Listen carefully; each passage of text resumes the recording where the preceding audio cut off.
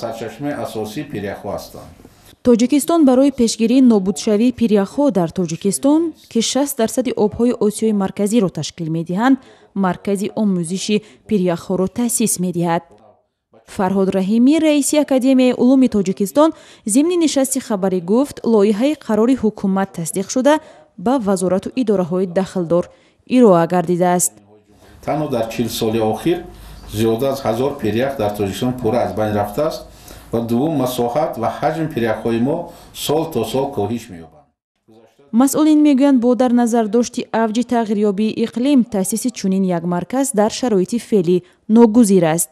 چون که اگر ما نتوانیم پیریخ‌های حفظ کنیم و نگه داریم، سرچشمه آبی از بین می‌رود. بنابراین وظیفه‌ای که مرکز اجرا می‌کند در آیین‌نامه و نظامنامه آن درج کرده می‌شود. امروز ما آیین‌نامه و نظامنامه مرکز را و ساختار آن را آماده نموده ایستادیم.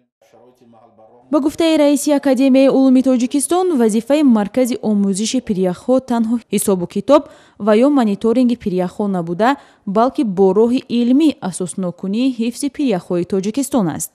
عموما کوشش می‌کنیم که متخصصان ورزیده همین ساحه پیریخ شناسی را پیدا کنیم، با اونها ارتباط داشته باشیم. قدم اولی که داریم و در سال 2018 به نقشه میگیریم این ترتیب دادن اطلس پیریخ‌های توجیکستان و ترتیب دادن فهرستی پوره پیریخ‌های توجیکستان با نشان دادن کوردینات آنها، مساحت، حجم آبی که در آنها هست.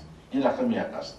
دوم، ما باید حتما بررسی کنیم و در دست داشته باشیم فهرست اون پیریخ‌هایی که نابودشوی به آنها تهدید می‌کنند.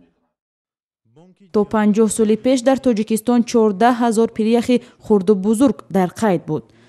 در 30 سال اخیر به سبب گرمی کره زمین بیش از 1000 پیریخ کاملا از بین رفتند و صدها پیریخ دیگر در حال عقب نشینی هستند.